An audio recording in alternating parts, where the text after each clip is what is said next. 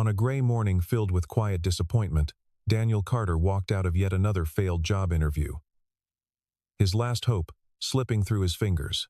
With barely enough money left to feed his daughter, he dragged himself down a crowded street until he noticed a homeless man trembling at the edge of traffic, ignored by everyone. Without hesitation, Daniel stepped forward, guiding him safely across. He thought nothing of it, but inside a sleek black car nearby, CEO Victoria Hayes had been watching, her eyes fixed, her heart unexpectedly shaken by a man who didn't even realize his life was about to change. One simple act of kindness can change everything. Follow Daniel's journey and see how fate rewards those who never give up. Daniel Carter was 35 years old, and he carried the weight of that number the way a man carries a stone he can no longer put down, not with drama, but with a quiet, permanent ache that had become simply part of walking.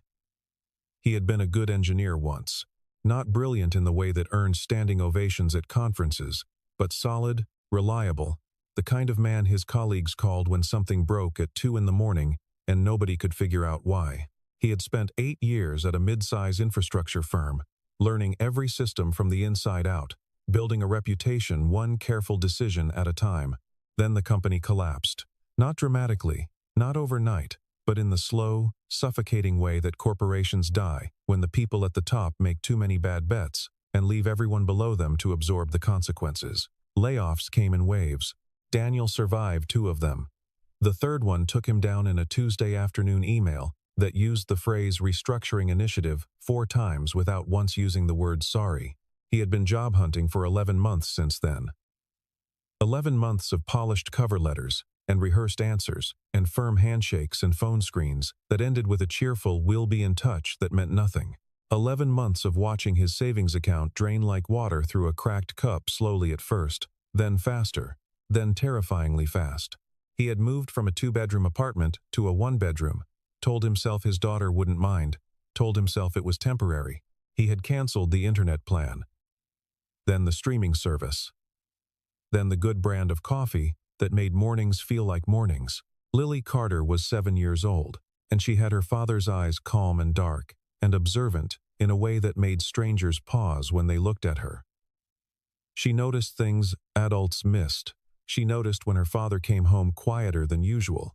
She noticed when he ate less than her at dinner and told her he wasn't hungry. She was 7, not stupid, and there is a specific kind of wisdom that children develop when they grow up in houses where money is always just slightly out of reach. Her mother, Rachel, had left when Lily was 4. There had been no single catastrophic reason, or perhaps there had been, and Daniel had simply chosen not to assign blame. She had been unhappy for a long time. She had wanted a different life. She had packed 2 suitcases on a Wednesday morning while Daniel was at work, left a letter on the kitchen table, and driven away. She sent birthday cards. She called occasionally. She was not cruel, just absent, which in some ways was harder to explain to a child than cruelty would have been. Daniel had raised Lily alone since then, and he had done it with a steadiness that surprised even him. He cooked dinner every night, even when it was only pasta with butter, because that was what he could afford. He read to her before bed, even when exhaustion turned the words blurry. He attended every school event, sat in small plastic chairs clearly designed for people half his size, clapped too loud on purpose to make her laugh. But there was one thing he never wavered on. He told her, in different ways and at different moments, the same thing: that they may not have much, but they would always do what was right. He said it when she brought home a toy that hadn't been paid for, gently, firmly, walking her back to the store to return it. He said it when a neighbor's dog got loose and Daniel spent 40 minutes in the rain tracking it down, even though the neighbor had never once been friendly. He said it not as a lecture but as a belief, something worn into the fabric of how he moved through the world. Lily listened. She always listened, and she stored these moments in the careful, private archive that children build inside themselves, the one that shapes who they become, long before they understand it is shaping them. The apartment they lived in now was on the 3rd floor of a building on the east side of the city, a neighborhood that was not dangerous but not comfortable either. The landlord, a man named Gerald, had already spoken to Daniel twice about the rent. Not unkindly, Not yet. But with the kind of measured patience that has a clear expiration date. Daniel had promised him 2 more weeks. He didn't know how he was going to keep that promise. He had applied to 46 positions in the past 3 months. He kept a list in a notebook by his bed, not out of obsession, but because writing them down made him feel like he was doing something like action. Even failed action was still action. 46 applications, 12 responses. 7 first-round interviews. 3 second rounds. 0 offers. Each rejection arrived in his inbox with the same polished language and the same hollow encouragement, and each one sat a little heavier than the last. This morning had been interview number 7. A logistics technology company downtown. He had worn his best shirt, the navy one with the collar that still held its shape. He had prepared for 3 days. He had answered every question carefully and honestly. He had shaken hands firmly at the end. He had known, riding the elevator down from the 14th floor, that it had not gone well. Not because of anything he had done wrong, but because there is a particular quality of silence in a room after you have given your best answer, and it has landed without warmth, a silence that tells you before any email does. He stepped out of the building into the gray morning air and stood for a moment on the sidewalk, just breathing. He thought of Lily. He thought of the notebook on his nightstand. He thought of Gerald's measured patience, almost used up. Then he put one foot in front of the other, because that was what you did. That was the only thing left to do. Victoria Hayes had not built her company on luck. She knew people assumed. Otherwise, people always assumed that a woman who reached the top of a technology firm before 40 had some advantage that explained it. She had none of those things. What she had was a mind that processed problems the way other people processed air automatically, continuously, without rest. And a will that had been forged, not gifted. She had grown up in a household where money was not discussed, because there was never enough of it to justify discussion. Her father had worked 2 jobs, and her mother had worked 1, and both of them had smiled through the exhaustion of it. Victoria had watched them with an intensity her childhood self could not have named, but that her adult self recognized clearly. She had been cataloging what it cost to live that way. She had been taking notes. She studied on scholarships.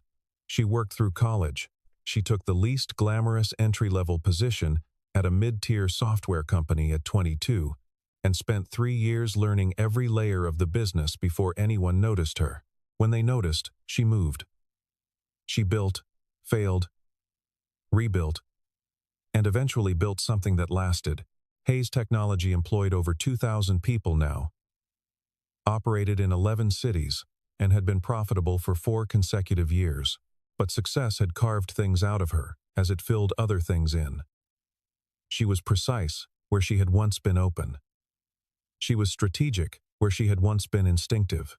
She did not distrust people out of cruelty, she distrusted them out of experience. She had been deceived by business partners who smiled warmly. She had been betrayed by colleagues she considered friends. She had watched people perform generosity in front of others and bargain ruthlessly in private, and she had learned to assume that performance was always, at some level, performance. She kept her personal life small and controlled. No long-term relationship had survived the demands of who she had become, and she had stopped pretending otherwise some years ago. She had her work, which was enormous and consuming, and enough, she told herself, to constitute a full life. This Tuesday morning, she was in the back of her company car, moving through downtown traffic toward the office. She was reviewing notes on her tablet, half listening to soft orchestral music she kept playing in the car, because silence at 6:45 in the morning felt too much like waiting for something. The car slowed at an intersection. She did not look up immediately. Then something at the edge of her vision pulled her attention the way certain things do not loudly, but persistently. She looked through the window. The man in the navy shirt moved differently than the rest of the crowd. The sidewalk was full of people, office workers with coffee cups, a woman pushing a stroller, teenagers who should have been in school, and they all shared the particular forward momentum of city mornings, that collective hurry that makes the street feel less like a place and more like a current. Everyone was looking straight ahead or down at a screen.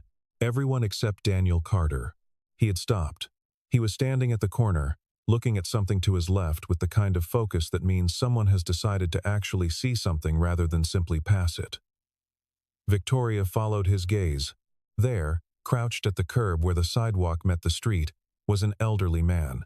He was dressed in layers despite the mild morning, clothes worn thin and mismatched in the way of someone who wears everything they own because they have nowhere to put it down. He had white hair and a beard that had grown past intentional. And he was trembling not from cold, but from something deeper and less fixable than cold. He had been trying to cross the street, but the traffic and the noise and the sheer physical fact of the curb had stopped him at the edge. People flowed past him on both sides without slowing.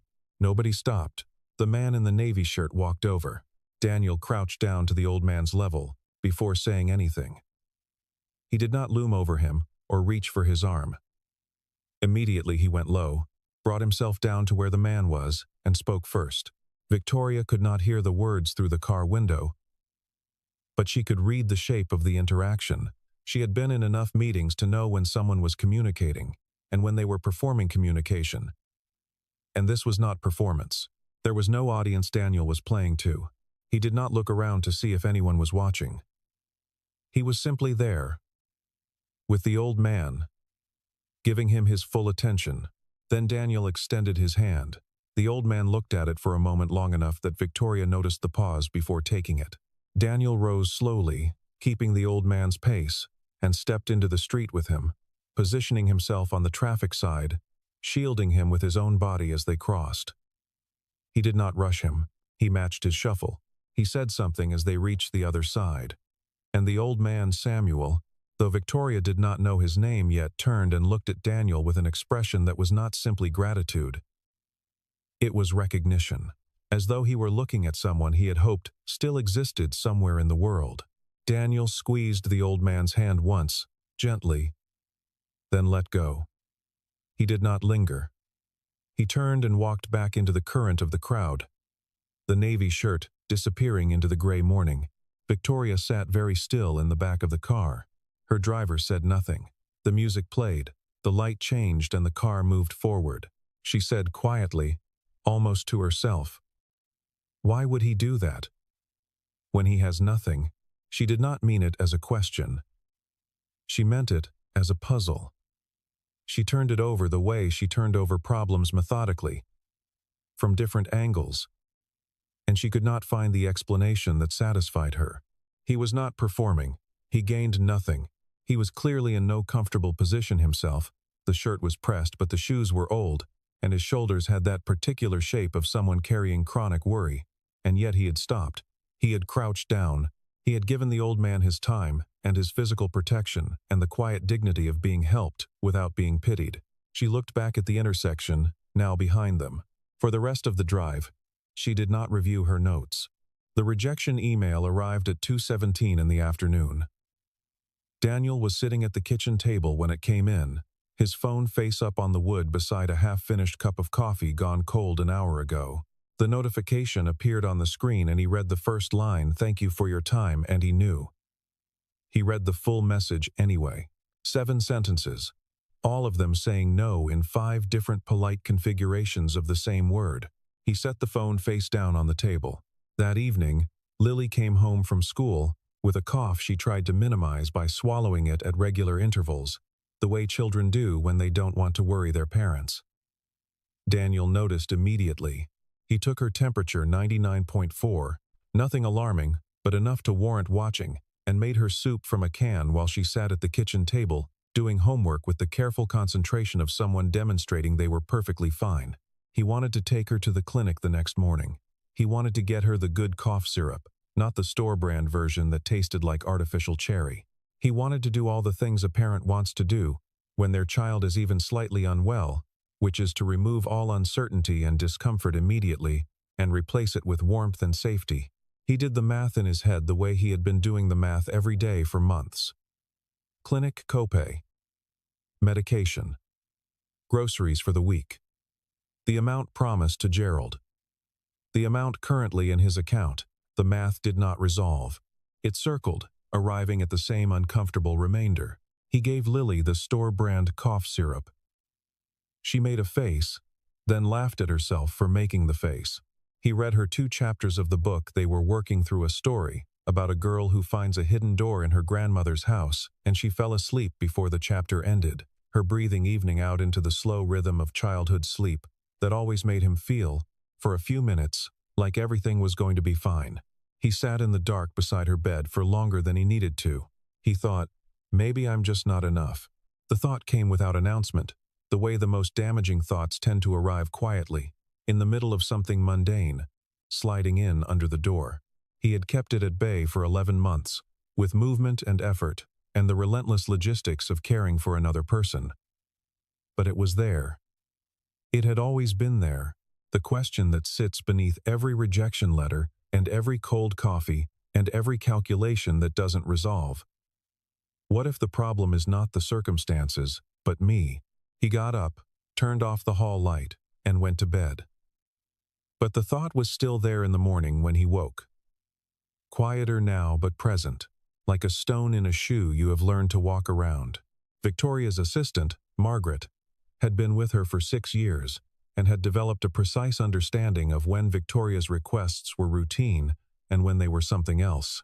When Victoria walked into the office on Tuesday afternoon and said, with studied casualness, "I'd like you to pull application records for all senior systems candidates we rejected in the past 30 days, Margaret recognized it as something else. She pulled the files without asking why. Victoria took them into her office and closed the door. She went through them slowly, which was unusual. Victoria read quickly and decided faster, but today she read carefully, pausing at certain names, coming back. She found him in the 3rd stack, Daniel Carter. 35. 8 years of systems infrastructure. At a firm that no longer existed. A technical skills profile that was, objectively, strong. His background in legacy system integration was exactly the kind of experience genuinely hard to replicate, built over years of working with actual systems rather than theoretical models. His references were solid. His cover letter was direct and unfussy. His work samples showed careful, methodical thinking. He had been rejected in the first round. She pulled the evaluator notes. The feedback was thin. Overqualified for entry level. May not fit culture. She read that phrase twice.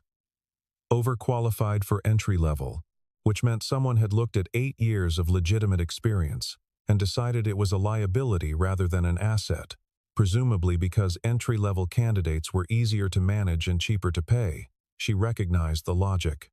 It was efficient and short-sighted, and it was not how she wanted her company making decisions. She was not, she told herself, doing this because of what she had seen that morning. She was doing it because it was a sound business decision to revisit strong candidates filtered out by flawed criteria. That was true. It was also true that the image of a man in a navy shirt crouching down at a curb had not left her all day, and that these two facts were not entirely unrelated, and that she was self-aware enough to know it even if she was not ready to say it out loud. She called Margaret in. She wanted a second interview. Structured but informal, under the guise of an ongoing candidate review. She did not want Daniel to know the invitation had anything to do with her personally. Her company ran second-look reviews on rejected candidates occasionally. It was a real policy she had implemented herself 2 years ago. The cover was plausible. Margaret looked at her for 1 beat longer than strictly necessary. "Of course," she said, and went to send the email. Daniel stared at the message for 4 full minutes before he believed it. Second-round interview opportunity. Hayes Technology. Infrastructure Division. He read it 3 times looking for the catch. The administrative error that would be corrected in a follow-up. He found nothing. It appeared genuine. He called in a favor with a neighbor to watch Lily after school and spent the intervening days preparing more thoroughly than he had ever prepared for anything. A company the size of Hayes Technology conducting a second-look review of a first-round reject was unusual. Unusual things deserved serious attention. He arrived at the Hayes Technology building on a Thursday morning and was escorted to a conference room on the 19th floor, with floor-to-ceiling windows looking out over the entire city. 4 people were seated around the table, three panelists were methodical and professional. The fourth was not. Mark Reynolds was a senior director in the operations division, mid-40s, with the particular confidence of someone who had been in a position long enough to forget that positions could be lost. He had the smooth, practiced energy of a man who believed his primary job in any room was to establish dominance before any actual work began. He smiled when Daniel sat down, the kind of smile that contains an agenda. The first 20 minutes were standard. Technical questions. Scenario-based problems. Daniel answered carefully, not performing certainty he didn't have, being honest when a question touched the edge of his direct experience. Honesty in interviews was a risk. It gave panelists permission to mark gaps, but it was also the only way he knew how to be, and he had come too far and too tired to be otherwise. Then Mark Reynolds leaned forward. "Walk me through a specific case where your decisions directly caused a system failure," he said. His tone was pleasant. His eyes were not. Daniel described an incident from his fourth year at the infrastructure firm, a cascading failure he had partially caused through an error in sequencing a patch deployment.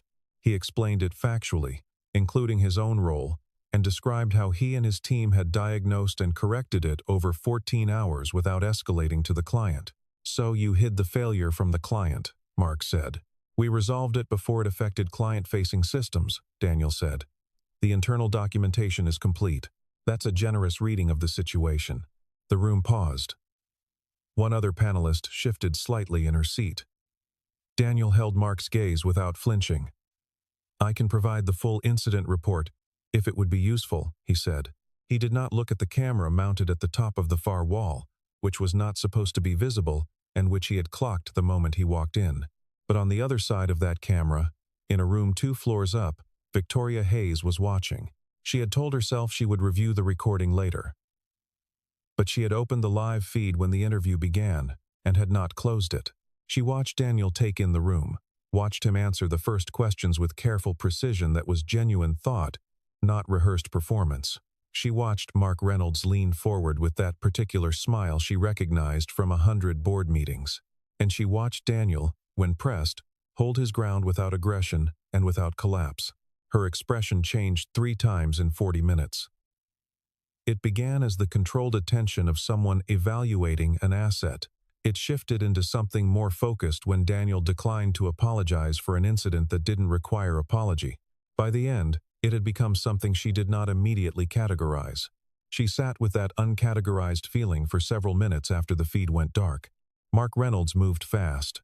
By the following Monday, the story inside Hayes Technologies' infrastructure division was that Daniel Carter had been handed a second interview by someone above the standard process, that he was protected, that whatever decision was eventually made about him had already been made before the panel convened. The people who passed this story along did not necessarily believe it completely, but it had the kind of shape that spread easily. It explained an anomaly, assigned a simple cause, and gave people something to say when they needed to say something. Daniel walked into the building on his first provisional day and felt the quality of the air before anything specific happened. He had been in enough workplaces to know the texture of a room that was watching you, the glances that lasted a beat too long, the conversations that paused when he approached. He said nothing about it. He set up his workspace. He learned the systems. He was methodical and quiet, and there every morning before most of the team arrived, because he wanted his work to speak plainly, without interference. The work was real. Whatever had brought him here, the systems he was asked to evaluate were genuinely broken in ways that mattered, and the solutions required exactly the experience he had spent 8 years accumulating. He found a recurring error in the legacy integration layer on his third day that 3 other engineers had logged as anomalous, and then stepped around. He traced it back to its origin, documented the full chain of cause and effect, and prepared a recommendation.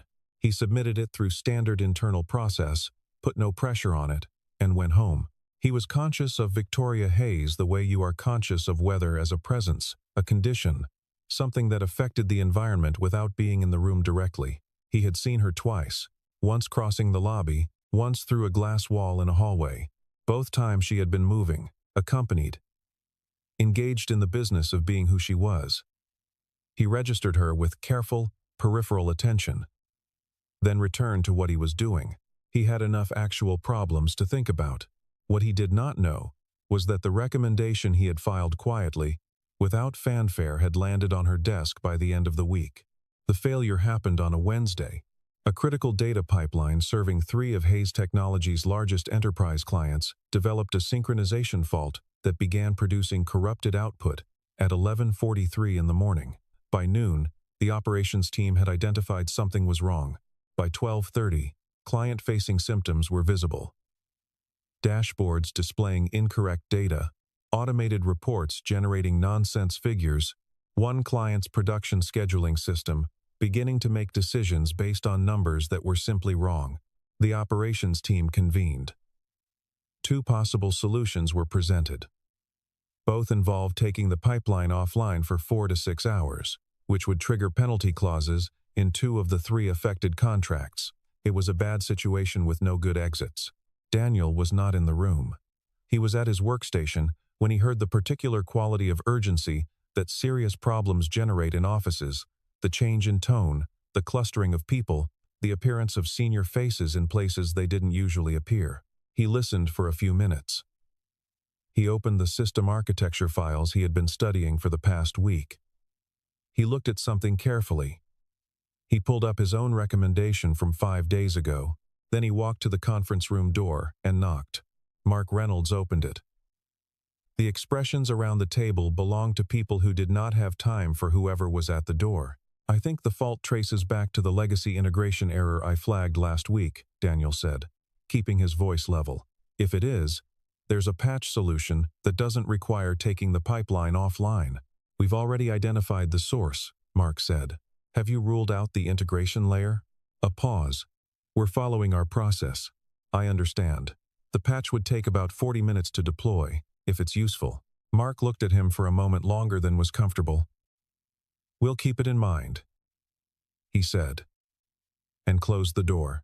By 2:30, both proposed solutions had failed. The pipeline was still corrupted. Client pressure was escalating. The conference room had grown louder. The lead engineer, Carol, came out at 2:47. She was a direct woman who had been courteous to Daniel since his first day, in a way that suggested she evaluated people on evidence rather than narrative. "Walk me through your patch," she said. He did. She asked 3 technical questions. He answered them. "Can you have it ready in 20 minutes? Yes. He had it ready in 16. They deployed it at 3:15. The pipeline stabilized at 3:34. Client dashboards normalized. Penalty clauses were avoided. By 4 o'clock, the crisis was over. Quietly, and without the dramatic announcement that crises avoided never quite get. Mark Reynolds did not come to Daniel's desk, but Carol did, briefly, at the end of the day. "Good catch," she said. "Good follow-through." He nodded. He closed his files and went to pick up Lily. The first time Victoria spoke to Daniel directly was in the building's small coffee station on the 16th floor, which she used in the mornings specifically because it was on a floor without her own department, and therefore reliably quiet. It was not accidental, her choosing that floor on that morning after checking which floor Daniel's provisional workspace was on. She was honest enough with herself to know that. But she walked in with the confidence of someone who belonged everywhere in the building, because she did. He was already there, standing with a paper cup, reading something on his phone. He looked up when she entered. "Good morning," she said. She went to the machine and began making her coffee. "Good morning," he said. He put his phone away, a small thing, and a telling one. He wasn't the kind of person who kept scrolling when someone else entered a room. "I heard about the pipeline situation last week," she said, without turning from the machine. "You had filed the recommendation before the failure occurred. The connection wasn't obvious until it was," he said, "but you made the connection." She turned then, cup in hand, and looked at him directly. He met her eyes steadily, without the slight shift away that many people made when a CEO gave them full attention. He was not nervous. He was not performing confidence either. He was simply present. "Your daughter's name is Lily," she said. She had read the file, and she decided not to pretend she hadn't. Pretense was something she reserved for situations that required it. Something shifted very slightly in his expression Not discomfort, but recalibration. Yes, he said. How old? 7. Does she like school? She loves it. For a moment the formal consideration left his face, and something warmer replaced it, the expression parents make when their children are mentioned in genuine, non-threatening contexts. She has opinions about everything. Her teacher says she asks too many questions. I told her that's not possible. Victoria wrapped her hands around her cup. No, she said, it isn't. There was a pause that was not uncomfortable. I was a curious kid, she said. It wasn't always welcome. He looked at her. It usually isn't, he said. Until it is. She held his gaze for a moment longer than she intended. Then, the recommendation report was well constructed. I'll have someone follow up about formalizing it. She moved toward the door. At the threshold she paused, without quite turning back. For what it's worth, the second-round invitation was standard process. It should have happened the first time. She left before he could respond, which was strategic or cowardly, or some combination of the two that she didn't fully examine until she was back in the elevator. Over the following weeks, the coffee station became a location of gradual conversation. Never entirely planned. The conversations began adjacent to work and then moved, as conversations do when two people are paying attention, toward things that were more personal, more honest. He told her about his years at the infrastructure firm, with a directness that contained no self-pity. He had loved the work, he said. He had been good at it. The collapse had not felt like his failure, because it wasn't. But the aftermath had, because aftermath belongs to the people standing in it, regardless of who caused it. She told him, more carefully than she told most people anything, that she had spent so many years optimizing for results that she had gradually stopped expecting that the interior of things would match the exterior. She said this about business, but they both understood she meant more than business.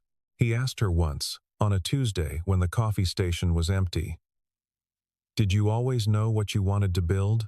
She thought about it genuinely. "I knew what I wanted to not be," she said. "I built around that for a long time." She looked at her cup. "I think that's a different thing. It gets you to the same place sometimes," he said. Sometimes, she agreed. These were small, carefully offered true things. But true things accumulate. She found herself thinking about these conversations during board meetings.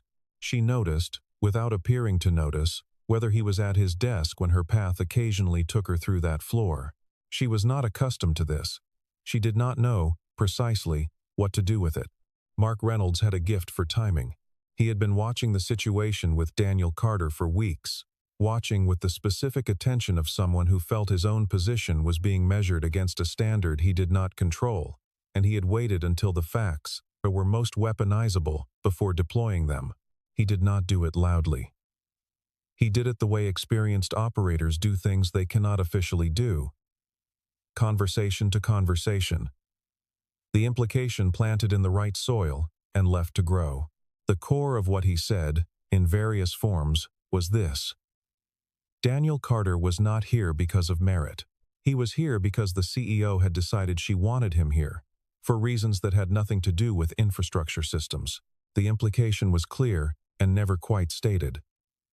It spread easily. It explained an anomaly. It assigned a simple cause. And it gave people a narrative for a situation that was otherwise moderately complex. People prefer simple narratives. Daniel walked into the office on a Thursday and felt the quality of the air had changed again. Not the general watching quality of his first weeks, but something more specific, a knowing, sidelong attention, the behavior of people who have been told something and are now recalibrating what they see. Carol came to him before lunch and spoke quietly. She told him the shape of what was circulating without all the details. He listened carefully and without visible reaction, which took more discipline than it appeared. He sat with it afterward. He was not surprised, exactly. He had been in enough workplaces to know that the story people told about you had its own life, and he understood because he had learned to be honest with himself, even when honesty was uncomfortable, that there was a version of the situation that could look, from outside, like the narrative Mark was spreading. En anomalous invitation. A CEO who had engineered his presence, the pipeline success that had improved his standing in one move.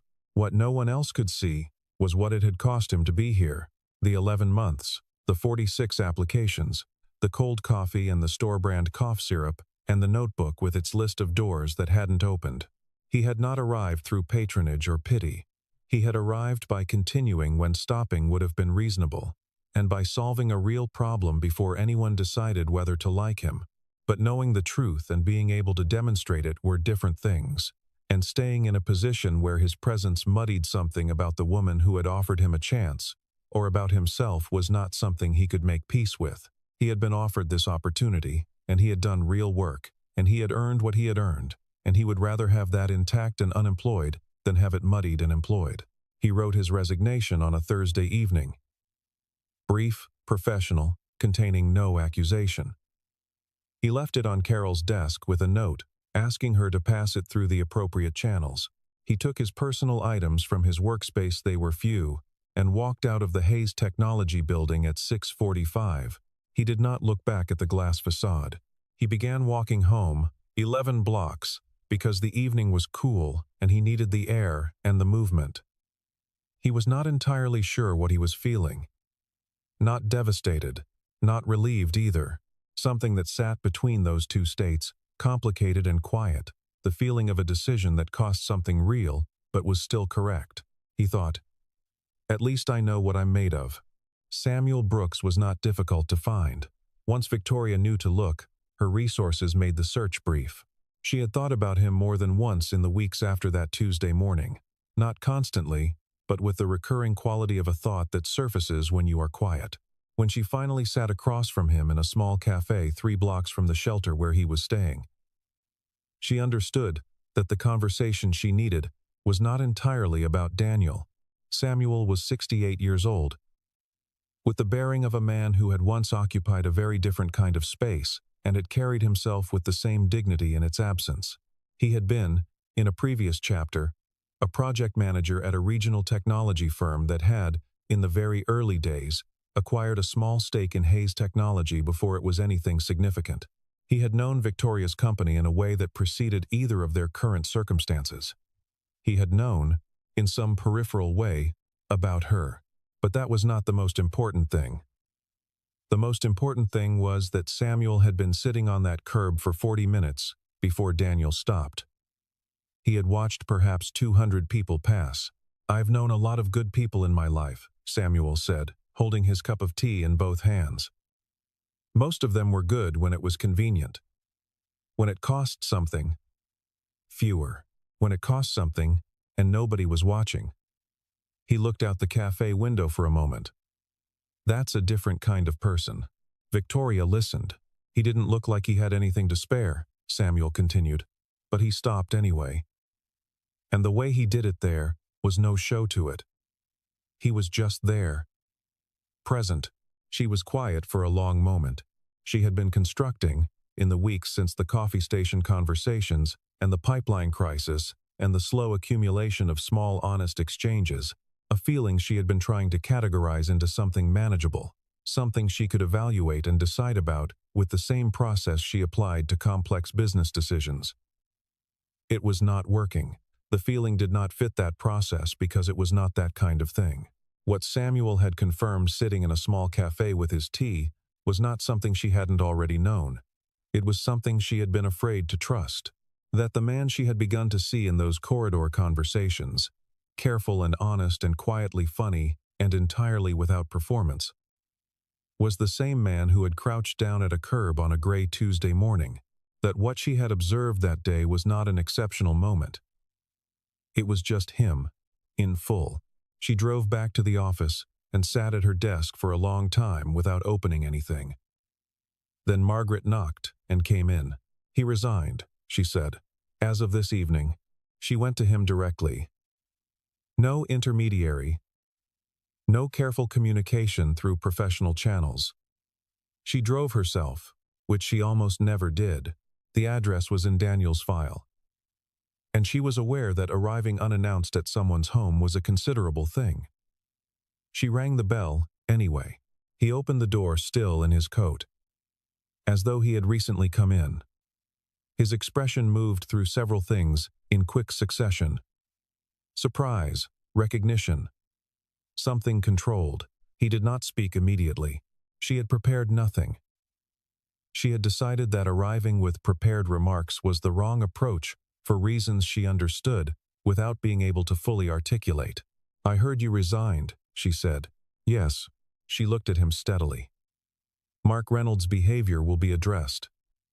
He's been operating outside the scope of his role for some time, and this situation made that impossible to overlook."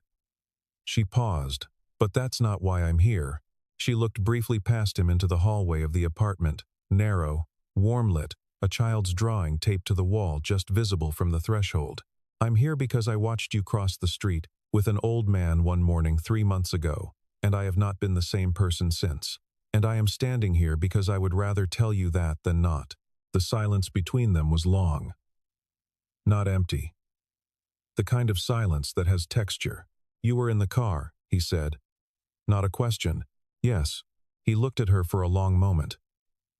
His expression had moved through the controlled phase and arrived somewhere more open. "I don't know what to do with that," he said. "Neither do I," she said. "I thought you should know it anyway." She had been the CEO of a large company for 9 years. She had negotiated with people trying to deceive her. She had delivered difficult news to rooms full of powerful people without flinching. She had rarely been nervous and almost never been uncertain. Standing at this door, she was both. He stepped back from the threshold. "Do you want to come in?" he said. Lily woke up before either of them was ready for that particular complication.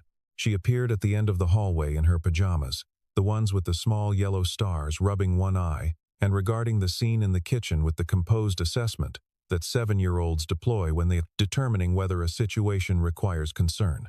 Victoria was at the table. Daniel was at the counter with 2 cups of coffee. Lily processed all of this with remarkable efficiency. "Who are you?" she said, directly, but not unkindly. "My name is Victoria," Victoria said. Lily considered this. "That's a long name." "It is," Victoria agreed. "You can call me Lily if you want," Lily said, with the magnanimity of someone conferring an honor. "Everybody does." "Thank you, Lily." Lily looked at her father. He was watching both of them with an expression trying to be neutral and not entirely succeeding. Then Lily looked back at Victoria. "Do you know my dad from work?" "I do.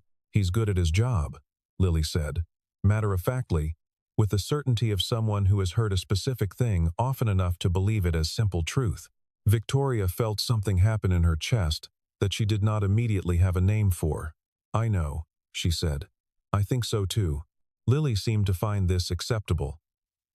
She asked whether she could have some of the good orange juice in the back of the refrigerator. Daniel said yes. She disappeared back down the hall to her room, and neither Victoria nor Daniel spoke for a moment after she left. "She's extraordinary," Victoria said quietly. "Yes," Daniel said. He was looking at the hallway Lily had disappeared down. "She is." Mark Reynolds was gone within the month. It was not dramatic.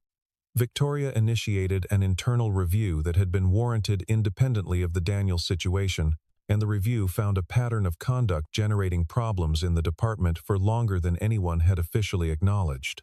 The departure was reached in a conversation that made it everyone's decision rather than one person's, which is tidier all around. The infrastructure team was restructured. Carol was elevated.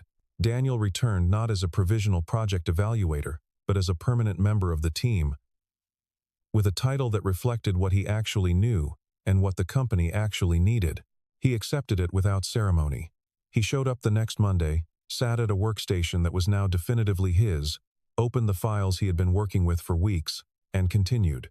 The work did not stop needing to be done because the situation around it had resolved. There is no dramatic moment that marks when something becomes real. Things that are building gradually become themselves gradually. And there is no clean point before which they weren't and after which they were. Victoria knew this. Daniel knew it. The distance between them closed the way things close when 2 people are honest and patient and willing to let something move at its own pace. She learned about the notebook on his nightstand, the one with 46 lines, each one a door that hadn't opened. She held it once, briefly, and said nothing, because there was nothing to say that the notebook didn't already say more clearly. He learned about the woman who had grown up in a house where money was never discussed, who had built something enormous partly from the memory of what it cost to not have enough, and who had spent so long protecting herself from the disappointment of people that she had very nearly stopped believing that the kind of person she had watched cross a street that Tuesday morning could actually exist. He existed, Daniel said once, when she was saying something like this. She looked at him. Still does, he said. The company changed too. Not overnight, not completely, but in the particular way that institutions change when the person at the top makes a decision about what they value and then holds it consistently. Victoria implemented a hiring review process requiring second-look audits of all first-round rejections in senior technical roles. She established an internal reporting channel for conduct concerns monitored independently of department heads. She talked, in a quarterly address, about a principle she had come to hold more consciously than before, that character was not a soft metric. That it was, in fact, the most durable form of leverage a company could build. Some people who heard this thought it was inspirational and general. A few who had been there longer understood that it was specific, rooted, and meant. On an evening in early spring, the kind that is warm enough to have the windows open and cool enough to need a light jacket, Daniel and Lily and Victoria were at the kitchen table. Lily was telling an elaborate story about a disagreement at recess that had involved disputed rules in a game neither adult had heard of. Daniel was listening with his chin in his hand.